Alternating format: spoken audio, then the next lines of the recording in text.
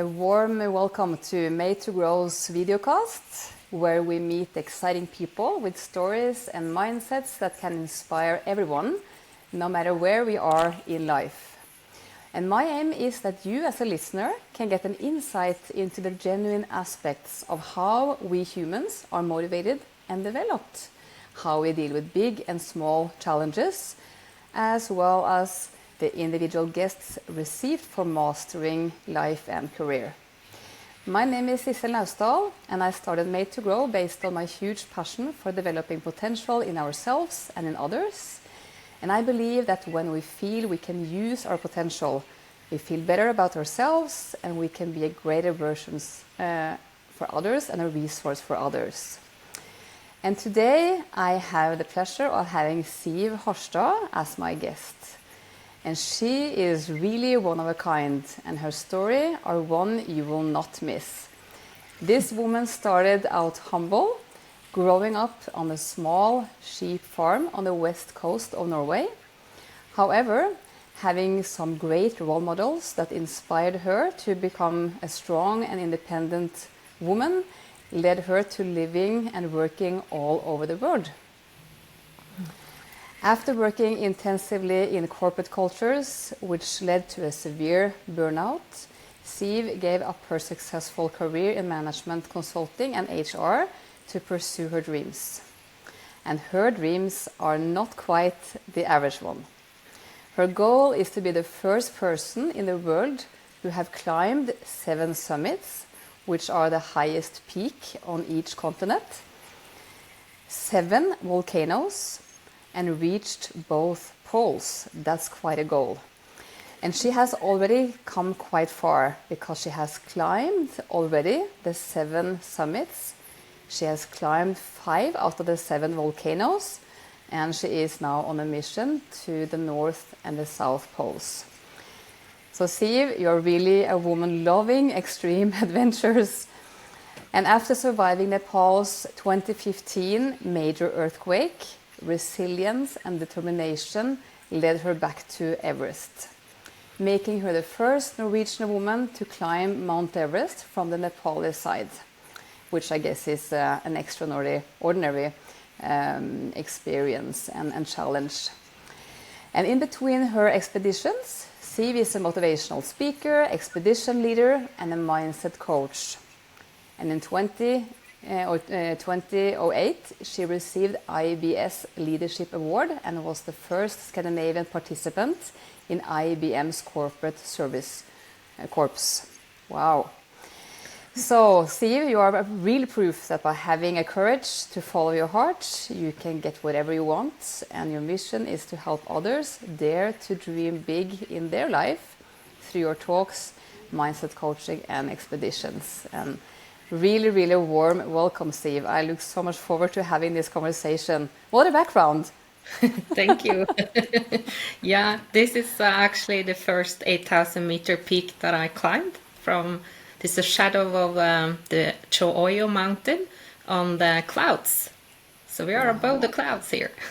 Wow, that's amazing. It's a really beautiful image, and I guess so many memories from this expedition as well. So, like, where to even start, right? I think my first question would be, because many of our guests or followers, like myself as well, we mostly come from a traditional and safe and maybe somewhat ordinary childhood, maybe similar to yours. Yeah. However, most of us are far from making such extreme life choices. So what do you think sparked your inner flame in the first place?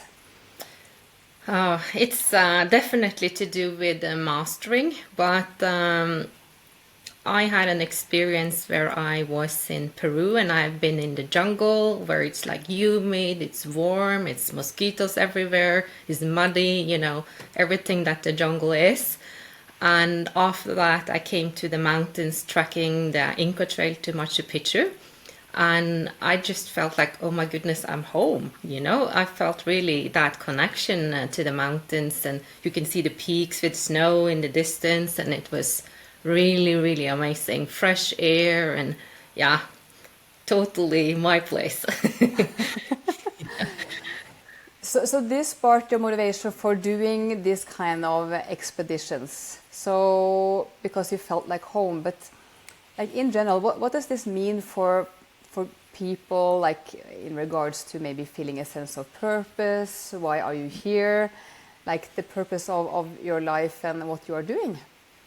Well, like in general, I love a challenge. I always done that, trying to make it. Even in business, that's been one of the things.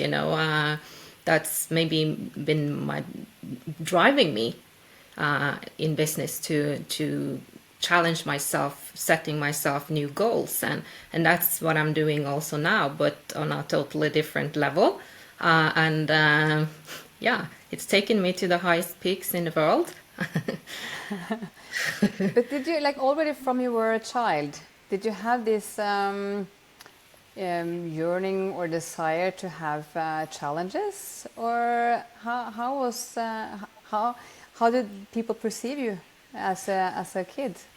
I was, guess, just an everyday kid in school. I loved to hang with my friends. I played soccer. I was in the scouts and the school band. So I did all the after school activities available. But it's just because I love being with other people and to do different things. I never had a dream of climbing Everest or anything like that. I actually had like one of my aunts as a role model, that she had a really nice job and she had a cool car and good wardrobe. So I was thinking that's what I want. So yeah, so you had some good role models, both in terms of achievements and what they were doing in their life, and also how they appeared as a person. That's right. Yeah, yeah. And all my grandparents were entrepreneurs, so that's also maybe a different way of growing up, I guess. Yeah, and at least for that generation, because how many entrepreneurs are there today? And I imagine, even though I don't have any numbers on it, imagine that back in the days when your grandparents were young, who were entrepreneurs back then. Of course, we had some people starting some shops or some fishery or a farm, but like having such role models is quite unique, I would say. Or Yeah, I feel like that. But again, when I look back now, I really see that. Growing up, I didn't really think about it because it was my everyday life. Like my grandmother, she was a really amazing woman. She was sewing clothes for people. She was cooking when somebody had a wedding. She was also helping. My grandfather and his brother had a factory with they made skis and furniture. wow. Yeah. So, what do you think are the qualities, like in your grandmother? Like you call her an entrepreneur, and she Yeah. was doing this kind of work, and maybe we could say in some aspects, all people are some kind of entrepreneurial because we are doing something for other people or for an organization. So, what do you think are the characteristics that she brought with her that inspired you or have been of value for you in some way? I think that to see that you can earn money from doing different things, it's definitely a good inspiration, because you doesn't have to be employed by somebody to make a living. I think that's what I learned from her. I have had an amazing career and I have really good employers, but I also later have made my own business.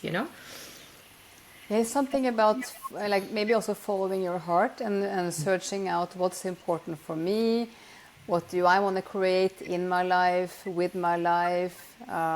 It's always a good thing and acceptable, and nothing wrong with working to support other people's dreams, because it could still be part of your own dreams and goals and be part of a team and work for that collective goal with others. But maybe it's something about how we at least need to or should or have some kind of value from connecting with what is really important for me. What do I want to bring into career or life in general? Yeah. And for me, I had an amazing job when I got burnout and even before that. But I say I will not wish that experience on anybody, but at the same time, I'm really grateful because it made me think through what is actually important in my life. And of course, also being in that major earthquake, that was like a second reminder that life can change in an instant. And you never know how it's going to be afterwards. Things that you plan and you plan to do in 5, 10 years, maybe it's not even going to be possible. So that kind of made me realize that it is really important to do the things that's important to us in life, and do it now if you can. Try to do what you can to make it happen, basically. And maybe often the limitations we feel we have, like I cannot do this now because it might be partly imaginary limitations, because it might be possible if you really want to do it and you maybe stretch your comfort zone a little bit and build up a tolerance for uncertainty and have that mastery belief in what you need to do. So please share some perspectives on those elements. I think that it's exactly what you say. A lot of the times it's kind of excuses for not doing what we do, because we make it up in our mind that no, it's not possible for me because I have this commitment, I have to do this, or I need to do that. A lot of them are just things you believe. If you really start to look into how can this be possible, and I've done things that I honestly was not sure it was going to be possible, and I didn't see how it was going to be possible. But I just made myself a goal of doing it. And then as you go, it's like you don't need to see the whole staircase when you start. You take one step and then you take another step. And then you see, oh, maybe it's an opportunity over here. And yeah, the road will appear as you walk, I can say. Yeah, you make your path practically, and also to have the confidence in that I will find the way. I will manage to take the next step, even though I cannot see all the steps I have to walk. And maybe that's even the most valuable thing about going for some dream or some goals, even if they're small or big, doesn't matter. Maybe that's part of the excitement and also the learning opportunity to learn to handle the uncertainty and trust the capability you have for figuring out, maybe having some help from other people, or finding the strength that you have inside, because I think so many people actually have so much more strength inside, but maybe they have never actually been challenged or dared to look into it and start to trust it. Yeah, I'm 100% agree with you, because we are so much stronger and we can do so much more than we believe. And if you start to look for how you can do things, you will find people who can help you. You can ask people who've done it before. If somebody done it before or done something similar, you can learn from them. And also, a lot of the time, we have some kind of resistance inside of ourselves. We don't believe in it, or we're somehow resisting it. Sometimes you might even need somebody to help you to release that, to get on your way to your goal.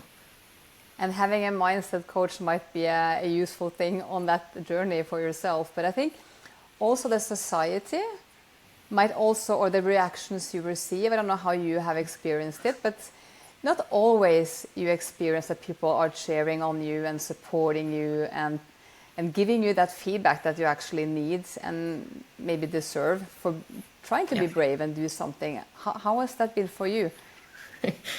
It's very, I recognize it so much, and just recently I've been in Antarctica on a solo expedition.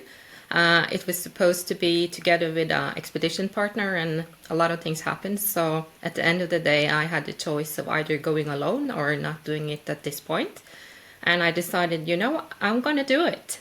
And then I had people say, no, you can't do it on your own. And I was like, why?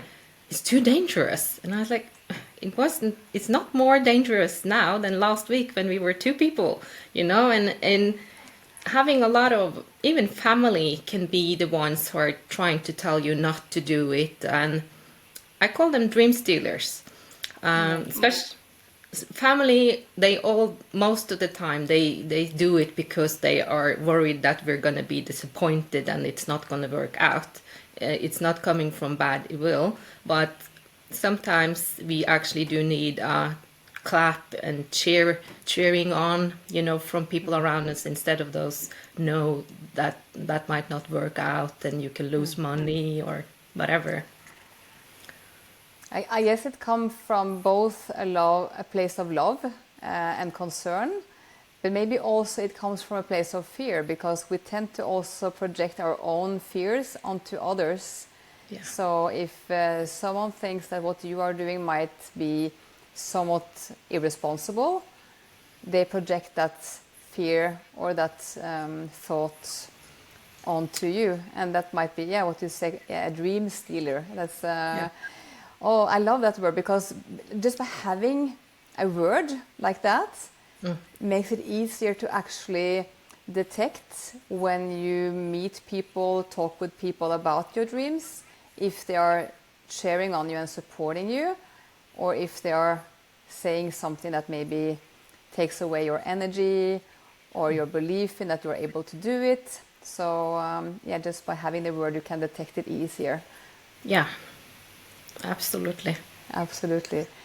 So, but coming from this humble background, and I think, like, at least for me, maybe others who are listening to this conversation can think, oh, so she had this entrepreneurial background with grandparents and good role models, and she might have something inborn capacity to be super bold or to be this confident. So what do you want to say to people in general? Because what you have done is quite extraordinary for most of us. And I think it is for you as well, but still, how can ordinary people like us manage to do something big? I'm just an ordinary person, and believe it or not, when I was a kid, maybe around 7, 8, or younger than that, I was so scared of talking to people and meeting new people. I really wanted to do it, but I was scared of going over and introducing myself and saying hi to strangers. So I had a strategy that I found out who I wanted to learn to know, for instance, when we were on a holiday. And then I sent off my younger sister to meet with them, and then I could come over. So I was very shy and had to learn to challenge myself and grow out of that. And also I used to be afraid of heights, and most people are like, what? But I've had experiences in the mountains where my legs were shaking, and you get cold and frozen almost, and hot at the same time. So it's I've challenged my limitations, if you can say that, and grown into somebody who are not afraid to talk to strangers. I'm not afraid of heights anymore. So we can grow if we challenge ourselves. And what could be then your tips to people who can feel, I'm one of those shy people, I tend to struggle with having even eye contact, and even more going over and say hi and start a small talk, or if you have a fear of heights or other kinds of fears, what could be some of your best inputs for people to make those steps to challenge themselves and expand and be better at those qualities? It's just to take a small step, because you're not going to go from shy to being, okay with talking to strangers in one go. So you need to take a step and try to look at them if that's what's your challenge, or to say hi to somebody. And most of the time, if you say hi to people, somebody will respond and say hi, and suddenly a conversation is started without much more effort than that. If you're at networking event or a conference with work, maybe you can ask something if they liked something that they've seen there, or just have a question prepared, so you can just start off and then it goes by itself. And I think that's a key and a really valuable input, because we often tend to be quite self-occupied, especially if we are nervous about how will others perceive me. Do I say the right things? But like just starting out with a smile and say hi, and maybe just introduce yourself and maybe ask a question, because people tend to like, at least most people, some are super shy and maybe not like that much having questions asked, but say, how are you doing and how do you like this event? Or like find something that's relevant for the situation you are in, because most people like the attention in some way at least. And maybe another tip could be to also think about what could be relevant for me to share. What do I think about this event or the speakers? So you can practice a little bit in your head also before you go out and have the conversations. Yeah. So, but also like, how do you work with the fear of heights? Like you have really totally crushed that fear going on the highest mountains in the world. So for people who have some kind of fear, it could be heights or elevators or snakes, but also it could be fear of public speaking or any kinds of fear. Do you have any specific inputs for how to challenge or conquer such fear? Yeah, I think that actually to start doing it, but take again small steps. Yourself, putting yourself in the situation. Yeah, because if you sit home in your sofa, it's not going to change. That's for sure. So you need to actually take a step, try. And of course, you don't go from having fear of heights to climbing an exposed mountain in one go, but you do things that might feel a little bit scary. And if you manage to do it, you're going to be so proud of yourself and you think, yay, and now I can do more. And then you try more and, you just take step by step. And also you can visualize that you made it, because the major athletes, and I do it myself, I visualize that I do the things that I'm scared or even my goals, that I see myself having done it. And that is an amazing technique that everybody can use. Oh, and I love it, because I really believe in that kind of mental training or what you can call it. And but how? Because not all people are familiar with that kind of visualization or techniques for imagining having done something. What's your tools? Do you do it in a specific way that we can easily learn from here? Yeah, I kind of make a mental picture. Some people make like a picture of something that they want to achieve, but the most important thing actually is to feel into the feelings that you have when you have achieved it. How does it feel when you have done this?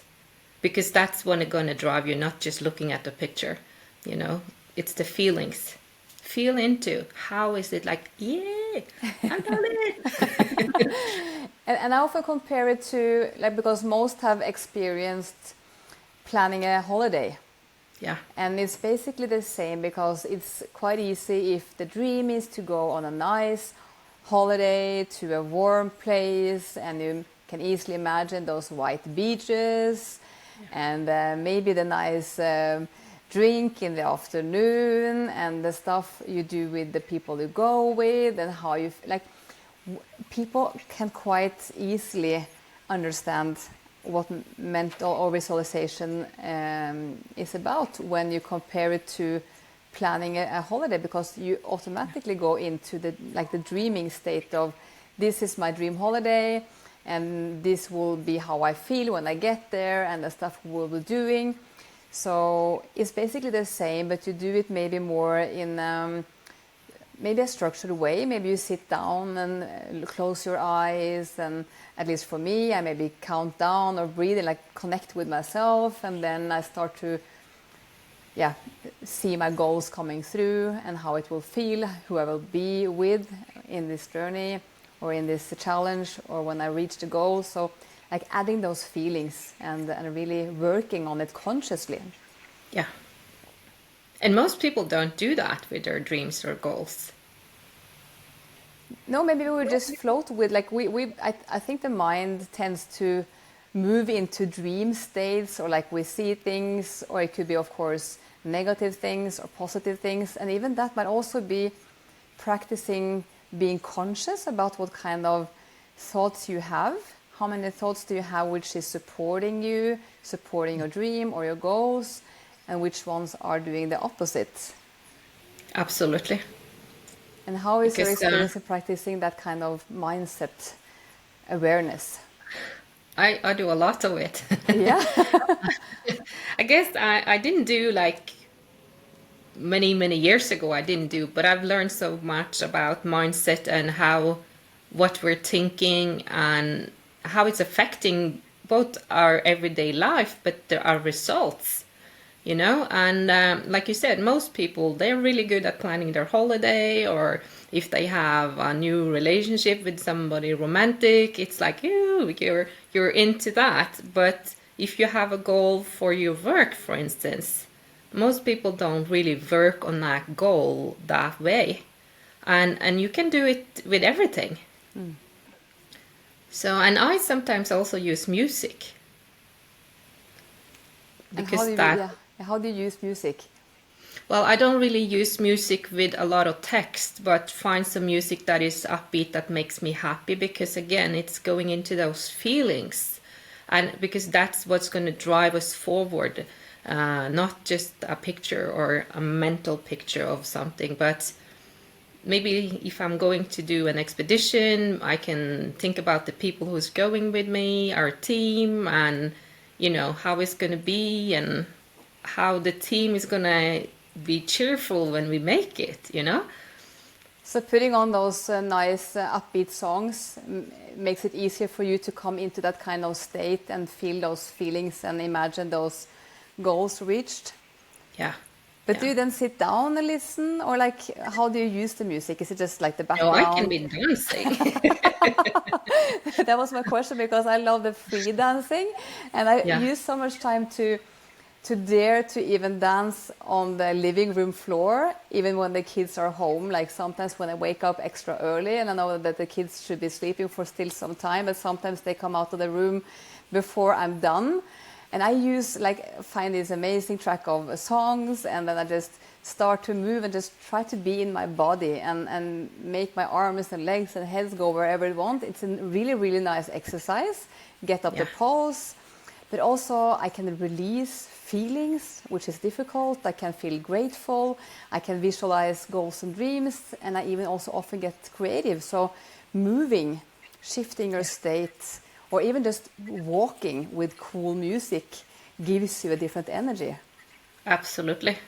Absolutely. And I also use grounding, you know, to ground myself, like you also talk about that, to be here in the body, like we are when we dance, because it's a lot of time difficult to do that well, if you're not here. but I think that's as an important exercise, and also this being here, Yeah, not being thinking about present. everything that's going to happen tomorrow or whatever happened 10 days ago. You can't change it.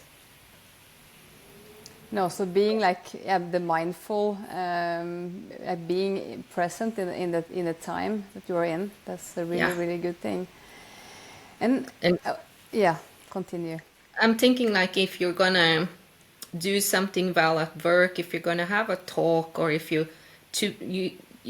present, if you're here, you're gonna deliver so much better than if your mind is flying off all over the place, you know. And I also work with frequencies, and that's what's happening when, like you said, when you're dancing, you're putting up some upbeat music that's changing your mood, because we know already since Nikola Tesla that everything is frequencies, and we have all experienced to come into a room where you can feel that there is a bad tension, somebody is not happy here. Because we have a human Wi-Fi, we can pick up these things. But we can also feel when there is a good atmosphere and it's really nice. So to be conscious with that as well, with, you know, are you low or are you high?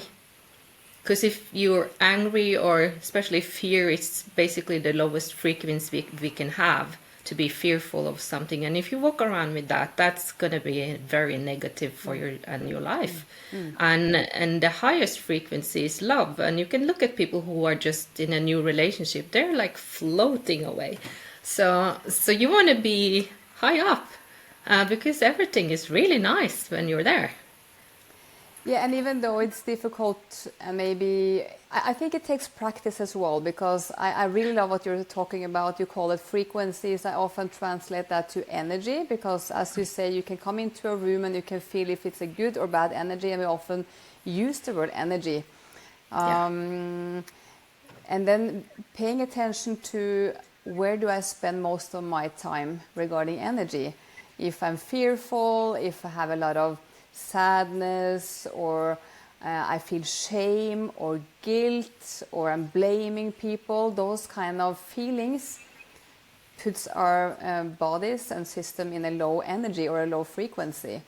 And if you spend a lot of time in those low frequencies or energies, it will have an impact on your both mental and physical health, actually. And over time you can evolve like different kind of diseases. So practicing and being conscious, how can I bring my state up? If it's putting on nice music, dance will for sure put you up. Like it's like a switch for me, like 30 seconds, and I can be from down here to up there in just a few seconds or minutes. But also just meeting people, like giving a smile. Like if you just smile to someone, it will automatically bring your energy level up. And practicing your body and your brain to pay attention to where am I at in my energy, and what can I do to bring it up today or this week or this weekend or this holiday, and use those small simple tools. We cannot even always working out. even working out, because we cannot always walk around and being in love. No, but I mean, there's so many things in between those things you're talking about, and just being happy or content with what you accomplished today. It doesn't have to be a big thing. Maybe you had a good day. Maybe you met somebody that was a really nice conversation. Maybe you, had a nice talk with a friend, helped them with something. It doesn't have to be the big things. Yeah, and being conscious that you can actually impact your own energy to a high level, because often we tend to think that, oh, that person made me angry, or the colleagues at work makes me exhausted or stressed, or all the bad news makes me feel fearful. So we often tend to give away our power to circumstances on how we feel. But that's also a way of practicing. Like I can actually do so much myself, like you were saying, feeling gratitude, or what we decide to focus on and what has been happening today, rather than bringing in those negative thoughts and feelings. So it is possible, but maybe not so easy until you have practiced it for a little while. Sure. You have to be conscious about it, because it's not going to happen by itself. But if you are someone who, I call it, give away the remote control of you to others, that you make them the reason why things are happening, you might want to start to look into this, and change things. It's going to make an immense change for you. I love the word remote control, because do we like to hold the remote control ourselves when we watch TV, or do we prefer others to change or decide the programs? I think that's a cool image of how I can let others influence me, or how much I can be in control myself. Yeah. So bringing this into a work and leadership perspective, because you have been working for many years. When I was introducing this conversation, I told briefly that you have gone through a burnout. So if you were to go back today to the corporate life, what would you bring with you, and what are the advices you give to managers to help other people prevent going into such a burnout?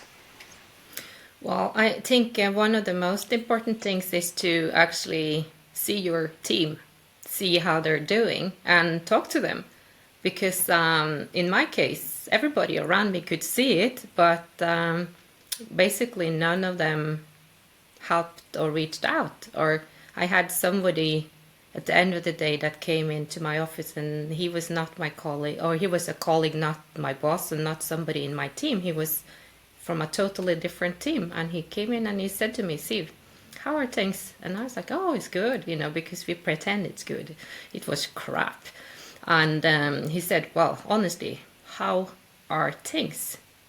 And I want to know the honest answer. And I was like, and I almost started to cry when he asked for that, because it was horrible. And he just said to me, see, I don't like when people are sick, but I do not want to see you in the office on Monday. And this was a Friday afternoon. You go and talk to your doctor, because that's what you need.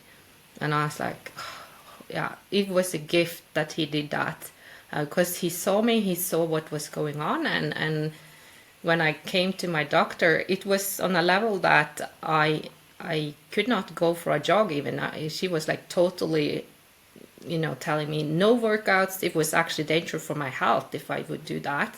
And that's, then you stretch it really far, when you come to that. So I think as the leaders, we need to be tough enough to take those also vulnerable conversations, because it's a matter of seeing the people and finding solutions to make sure it doesn't go as far as it did with me, because not the person and not the company is not good for anybody. So it's better to find solution that can work out and solve it before it goes that far. Because for me, no job is worth bad health. And of course, no company, they don't want sick employees. So it's really a win-win if you as a leader can help your team and make sure this is not happening. Because some of the things we do believe is that we have to do this, we have to do that. And for me, this was an incredible lesson in I don't have to do anything, Of course, not doing some things might have a consequence, but if you talk to your leader or if you find solutions, it's always a way to work it out. So that will be one of my major advices to leaders. Yeah, and I think also many people, even though some actually don't see it because they might be so occupied or stressed themselves, or maybe in partly burnout because many people work so much, so they have enough with coping themselves.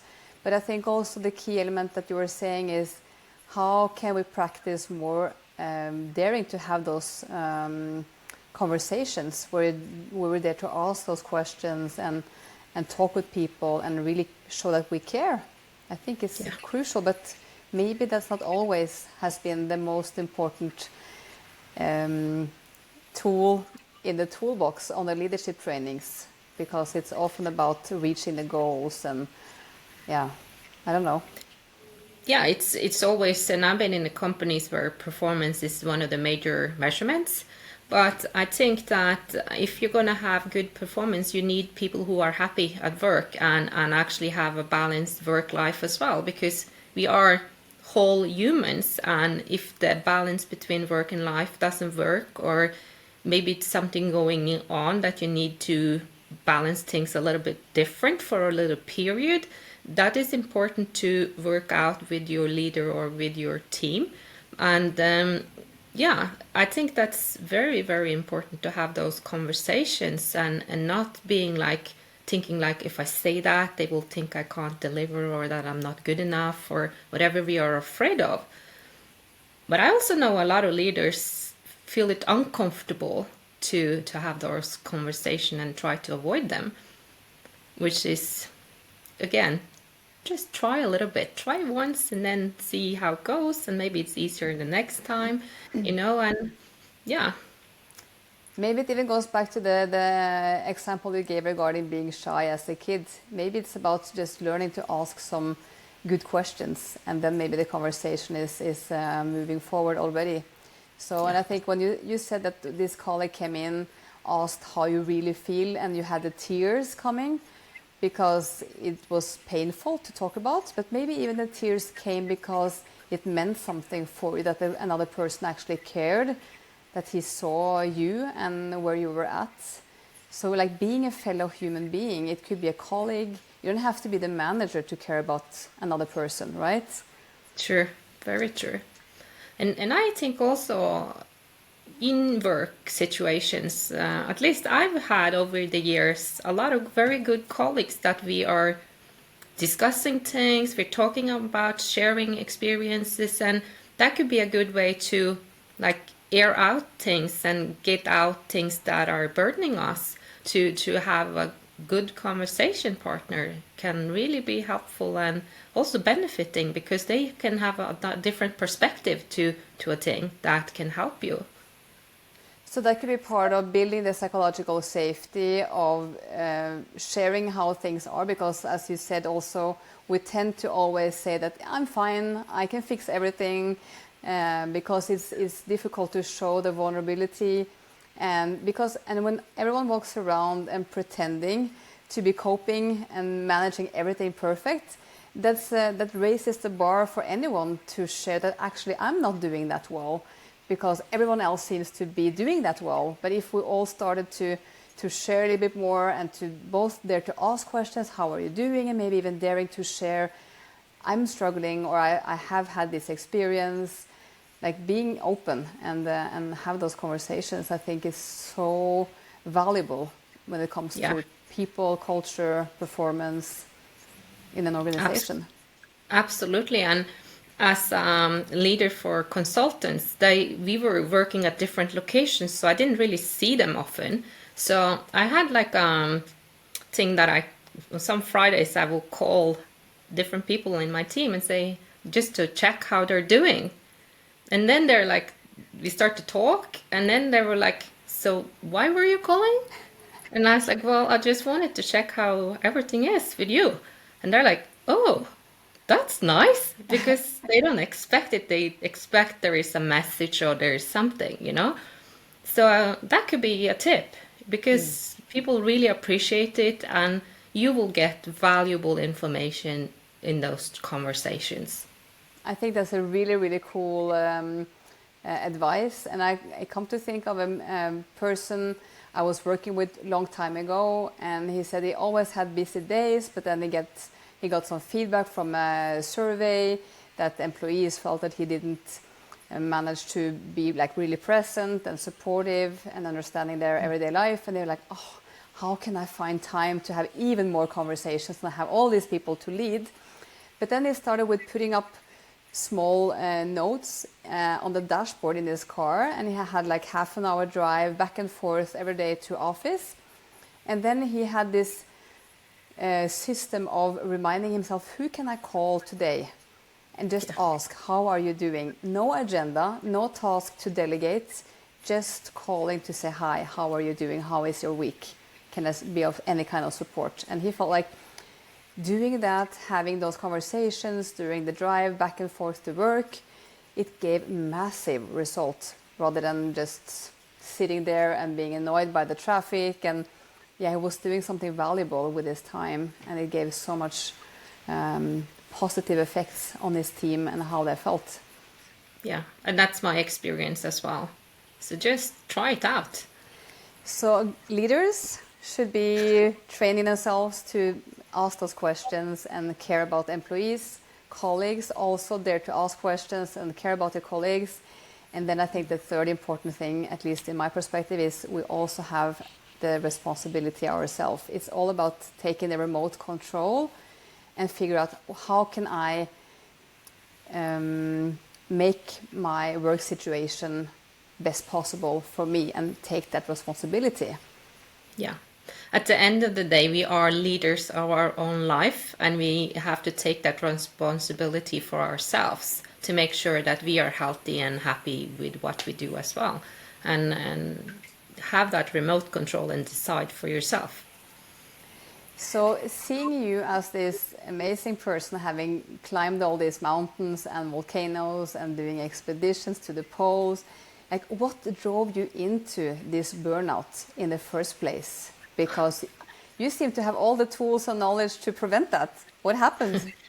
Well, the thing is that I'm one of those people that can push myself really hard, and I did. But at that time, I didn't have really all the tools that I have now, and I was like many people in a position where I had way too much on my plate from work. I had more than 100% position if I look at the amount of work that I had to do. And looking back, it's very easy to see it was partly difficult relationship, partly toxic relationship there. And also I realize now that I should have been stronger in my boundaries for what was okay and not. But, and I think that at the end of the day, we have to take care of ourselves and set the boundaries for what is okay and what is not. And a lot of us, like me, I was thinking, but I have to do this, I have to deliver that and and I kind of made excuses for some of the people around me for what was happening. And looking back, I should never have done that. I was thinking less, well, I can do it, I can make it, and because I've been used to being in consulting and it's a lot of work in periods, and I was like, well, but that deep down I knew when you're not sleeping at night and when you wake up 2 a.m. and thinking about everything you need to remember, you're not in a good spot. So if you experience some of that, stop. Do changes. Yeah, it's about a learning curve, right? And sometimes we have to go through some tough learning to become conscious and to figure out how can I be aware that next time I will not go into this kind of challenge. And so the burnout, even though you don't wish anyone to go through it, it's still like a $1 million experience, maybe because it has given you some learning and some tools. I guess you have grown as a human being, and it might also be the burning platform in a way that gave you the inspiration to do the amazing stuff that you have been doing in the last years, right? Yeah, absolutely, and that's what I say. It was a gift wrapped in almost like a cactus wrapping, but it was really, at the end of the day, I would never have done what I do today at this point, I think, in my life. So for that, I will forever grateful, and also all the personal development and the things that I've learned from it. It's incredible. So I'm actually really grateful for it at the end of the day.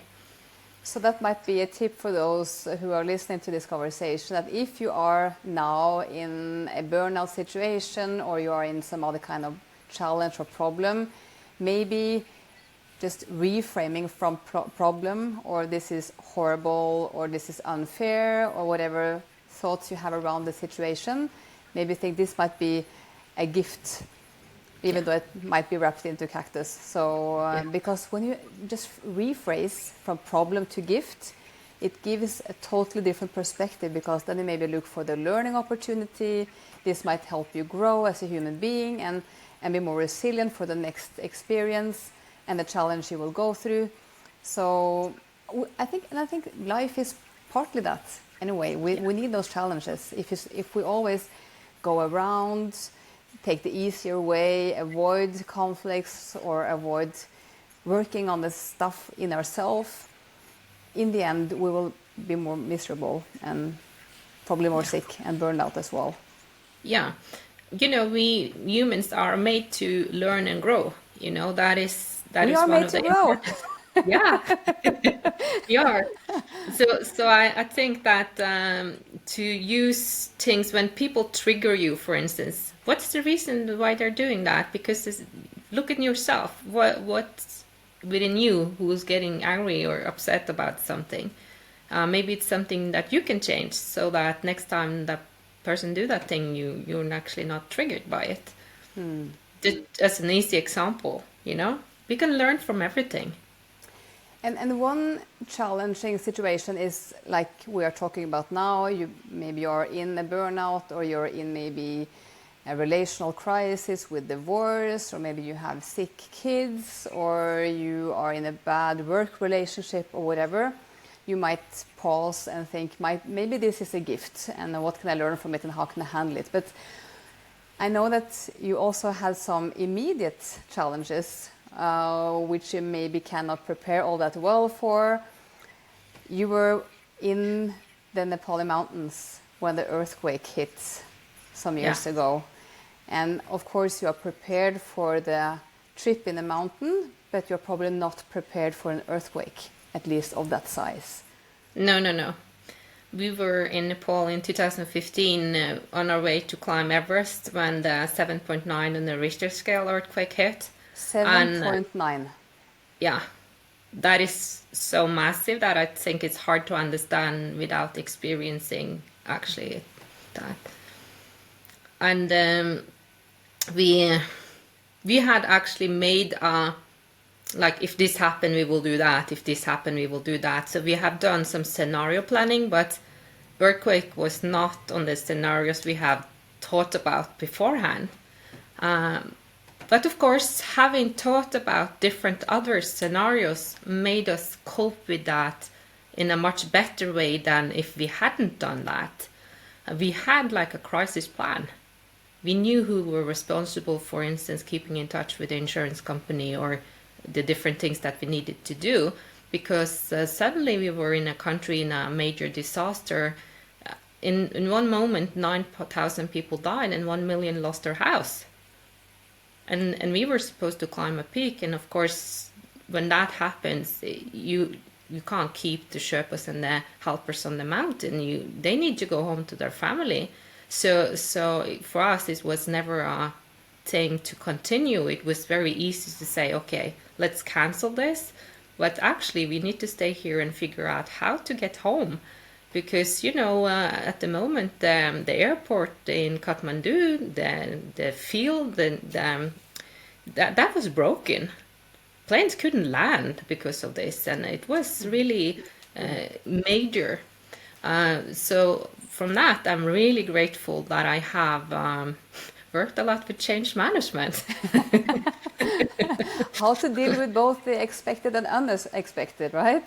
Yeah, and also that I was already by then certified as a coach, because how people experience a tragedy or a major earthquake like that is very different.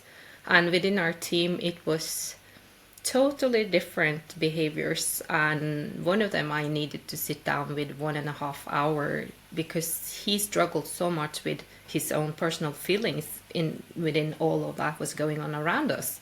Because just next to our camp, it was dead bodies, Yeah, because you were not only experiencing that the earthquake happened and the Sherpas had to leave, but you were actually in the earthquake, which had some actual physical impact. Tell us a little bit about what were actually going on around you. Well, we were at a peak that morning, and I had the personal intuition that I had to go down. I couldn't put my finger on it, but I felt like I needed to go down from the mountain, and in the end I did, because I thought I knew that I had to go down, and my team followed, and we came down like a very steep chute, and at the bottom of that one, that's exactly where the earthquake started. And rocks started to fall behind us, so we had to run for our life. So that experience, run for your life, got a totally new meaning. So to just get away from that, and then coming to base camp, see how our tents and how everything was hit from, not the earthquake, but it triggered an avalanche that hit, and that killed 20 people and 70 was massively injured. So we were in a disaster, basically, and I don't think it's even possible to share how it all felt, how it was, but it was life-changing on many levels, I would say, to just be there and in the middle of that. And I think I'm immensely, again, grateful for all of us coming out safely. Nobody from our team, nobody that I know was injured, and that tents and that equipment was lost. It doesn't really matter in a situation like that. The only thing that matters is that everybody is safe. And all the families of my friends living in Nepal, they were safe. A few houses were broken, and it's taken time, but now they have new houses in place, and we've helped with that. So it's it's a crazy experience. And how did this impact you? Like, for most of us at least, it could give some kind of a trauma. Like, we react differently. You say one of the guys in your team was really, really highly impacted emotionally, but how did this impact you? I guess you cannot come from such an experience without being having some kind of emotional reaction from this. Yeah, definitely a lot of emotional impact, but also I had every time I could feel vibrations, I was ready to run. So for instance, if I was somewhere where the tram is driving by and you can feel that vibration, before I realized mentally that it was just the tram, I was on my feet, ready to run. And in the gym, somebody drops some heavy weight, you get that vibration. I had that. It was really stressful. But again, because I'm a coach and I know how things work, I called up a colleague and I said, hey, you need to help me with my strategy for this, because we have a strategy for everything in life, even how you brush your teeth, you do it the same way every day. So with her, I got help to change it so that now I check why is it vibration, and then I run if I need, instead of running and then checking. So I just changed it around, and after that, that problem is out of my life. So you managed to find a strategy, and from my learning as well, so amygdala in our brain is the fight, flight, freeze response center, which is supposed to make sure that we stay alive, maybe the primary function of it. And it hijacks the frontal lobe, where we are able to actually think and plan and decide in a more conscious way. So from like programming totally into your system, your nervous system, your amygdala, that shaking is something dangerous, it hijacks you, and then you have the reaction immediately. Because like people who have experienced almost being hit by a car, they can tell afterwards that I have no clue how I could actually jump 6 meters. I didn't even think about it, but something happened. It happened so fast, and I managed to just take my body from this place to this place in an instant. And that's the function of amygdala in at least some ways. But then how to actually work on it and overcome those panic attacks or those anxiety attacks, because so many people today have these kind of uncontrolled feelings. So as you say, maybe ask for help. You have some tools you can help people if they have such problems, psychologists, maybe other coaches. It is actually finding a way to like connect your thinking system and calm down amygdala again.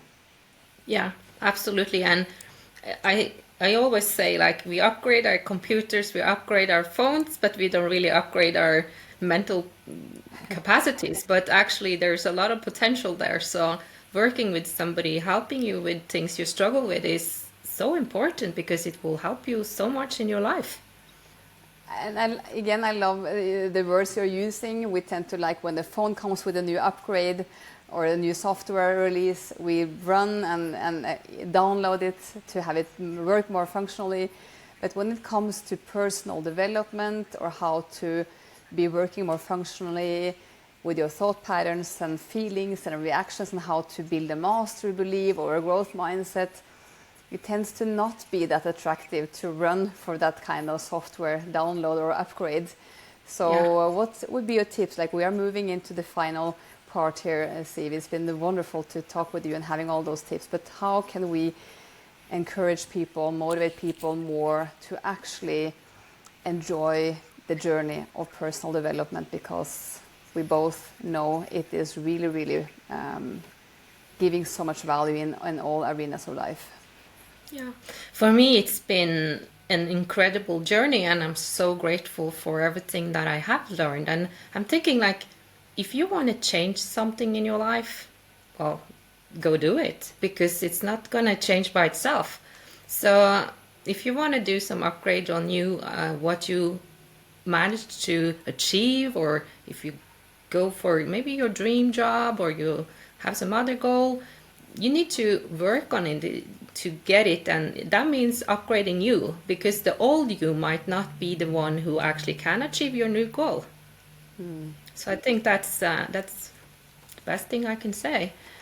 And also sometimes, because I had many things happening in Nepal. When I summited Everest in 2016, I lost my vision on the summit. So I was blind and had to climb from the summit and down to Camp 4 without seeing. Wow. And basically, I would never have chosen that place and that location to lose my vision for 24 hours. But you also have to trust that thing will work out, and be able to take some steps. And my goal was to come home alive. That's suddenly a very important goal when you're in a situation like that. And to then just get somebody that can help me not only struggle with things on your own. So for me, it was possible to do something I on forehand would have said, it's not possible to climb blind down from there. But I know now, I've done it, it's possible. So the things that you sit at home and think, no, I can't do it. I can't start that company because it's going to be too hard. Maybe not. What if it works?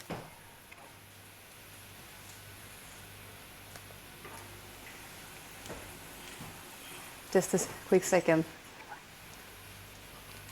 Leona, jeg er nesten ferdig med en samtale som går på video. Jeg glemte i beskjed om at du må vente med å komme inn til jeg er ferdig. Men går det fint at du bare lister deg inn på rommet, og så er jeg straks ferdig? Ja. Da klipper vi bare ut den lille biten her. Ja. Det var min minste på 10 som kom hjem fra skolen. Ja, men det er bra. Ja, det var kjapt hjem i dag. Jeg tenkte du kanskje kom for minutt og 2. Men det går bra. Vi klipper bare ut det som ble forstyrrelsen, så det går bra. Det var jo mens jeg venter på at Leona går inn på rommet sitt. Det er et uttrykk.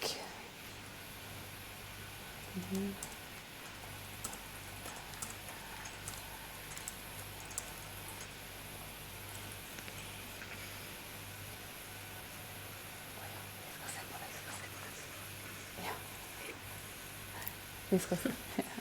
Oi, uff da.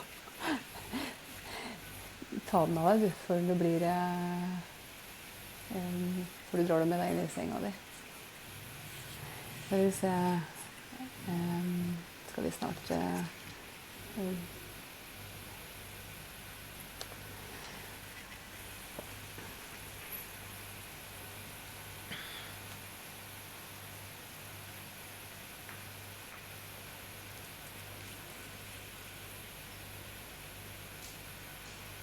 Kan du vente på... Vi er ferdig om 5 minutter. Går det bra det?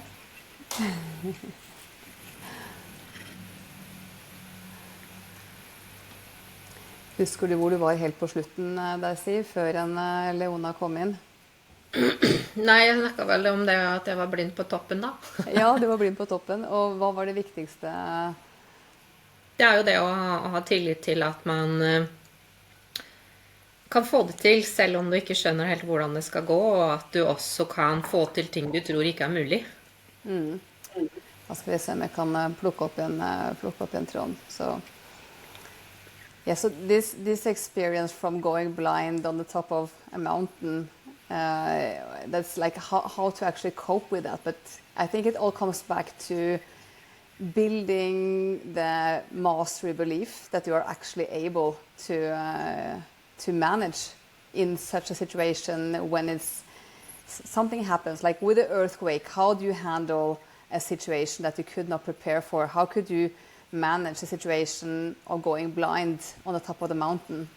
You couldn't prepare for that maybe either. So what are the main tools? Like how can we transfer this experience into everyday life for most people? Well, for me, it's always about how can I solve this? asking that question, what can I do? How can I solve it? Because if you ask yourself that, you will get answers as well, at least if you try to listen. So, yeah, Yeah, and also that's trust. my main tip, I think. Yeah, and by that question, you also put yourself in the driver's seat, that I'm actually able to find a Yeah. solution. I'm actually the one who can find a solution, even though it entails to ask people for some help, but you can still have the faith that you are able to cope with it. Yeah. So yeah, that's really, really cool.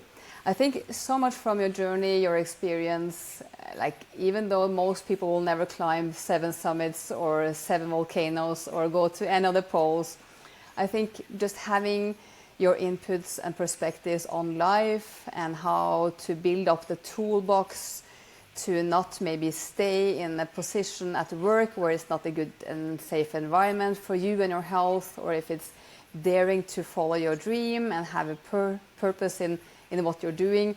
So I think it's been amazing to have this conversation, Siv. And when we were talking, I was thinking of this quote. I'm not quite sure who said it, but the quote goes as this: "It is not the years in your life that counts, it is the life in your years that counts." Yeah. And I think you are really a role model, an example of it is possible to come from a humble upbringing, being the girl next door, and do something amazing with your life. Yeah, and we all can, if we want. We all can. And as you know, I am also going on my own expedition. It's not the same. And the viewers can learn more about that. Not in this conversation, but another conversation. But this conversation with you, Siv, I think many people can find it inspirational to maybe follow you. You have such amazing stories.